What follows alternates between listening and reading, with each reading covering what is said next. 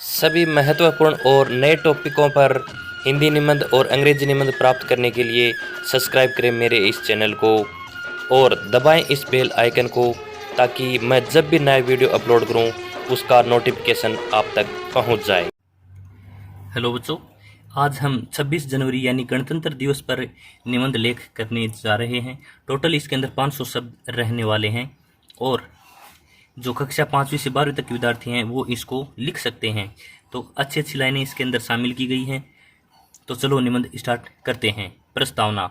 गणतंत्र दिवस भी अन्य राष्ट्रीय पर्वों की भांति बहुत महत्वपूर्ण है। जैसे कि हम 2 अक्टूबर मनाते हैं, स्वतंत्रता दिवस मनाते हैं, उन्हीं की भांति क्या है, बहुत ही महत्वपूर्ण है। 26 जनवरी 1950 के दिन ही हमारे देश में नए संविधान को लागू किया गया था। यानी हमारा जो भारत देश है वो गणतंत्र राज्य कब बना? 26 जनवरी 1950 को। इसी दिन नए संविधान को लागू किया गया था। यह संविधान बाबा साहब डॉक्टर भीमराव अंबेडकर के परिश्रम और विवेक से तैयार हुआ था। यानी किसके परिश्रम से? बाबा भीमराव अंबेडकर के परिश्रम और विवेक से तैयार किया गया था। इस संविधान को लागू करके हमने अपने राष्ट्र को पूर्ण सत्ता संपन्न धर्मनिरपेक्ष गणतंत्र घोषित किया था।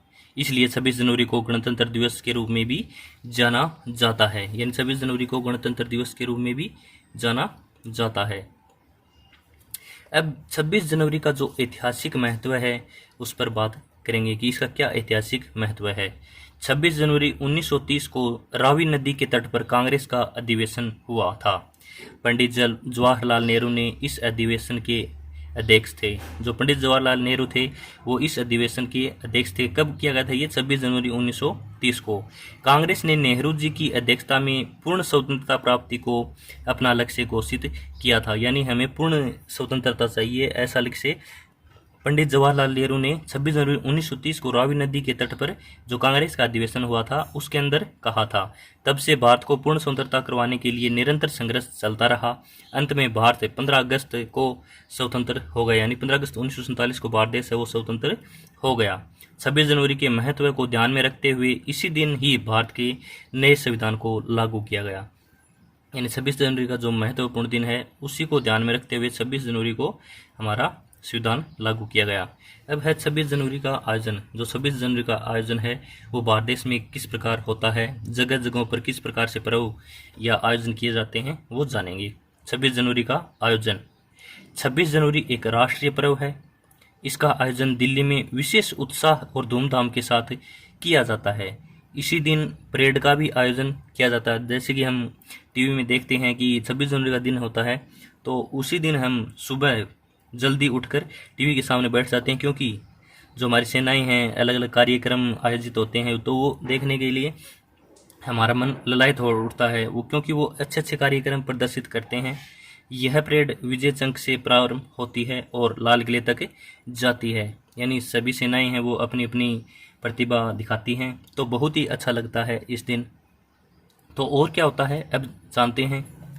लगभग 8 बजे प्रातः राष्ट्रपति की सवारी विजय चौक पर पहुंचती है। प्रधानमंत्री उनकी अगवानी करते हैं। इसके बाद तीनों सेनाओं के सैनिक राष्ट्रपति महोदय को सलामी देते हैं। यानी जो तीनों सेनाओं के प्रमुख हैं वो राष्ट्रपति महोदय को सलामी देते हैं।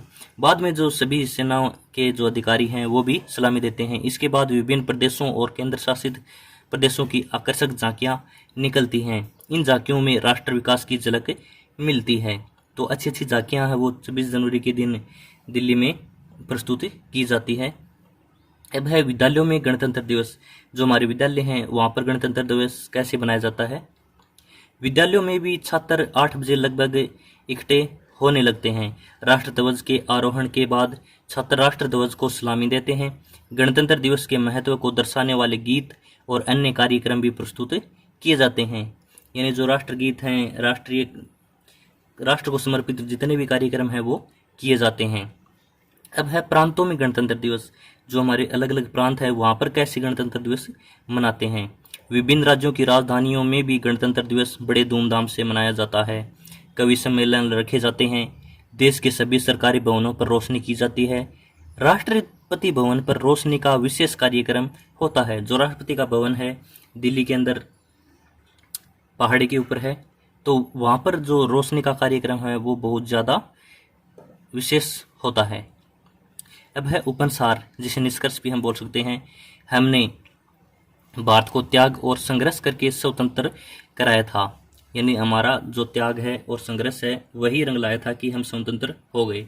इसके लिए हजारों नौजवानों, बच्चों, माताओं और बहनों ने अपने प्राण न्यौछावर कर दिए थे।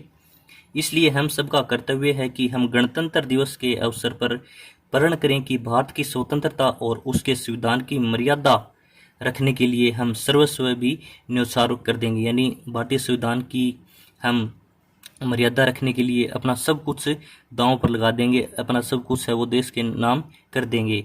देश की समृद्धि, एकता और अखंडता के लिए हम तन मन धन से एकजुट हो जाएंगे, यानी देश की शांति, एकता, अखंडता के लिए हम तन मन धन से जुट जाएंगे। तो बच्चों, कैसा लगा ये निबंध कमेंट बॉक्स में जरूर बताएं। अच्छा लगा हो तो अपने दोस्तों के साथ शेयर करें, और चैनल में पहली बार आए हैं तो चैनल को सब्सक्राइब जरूर कर लें। धन्यवाद।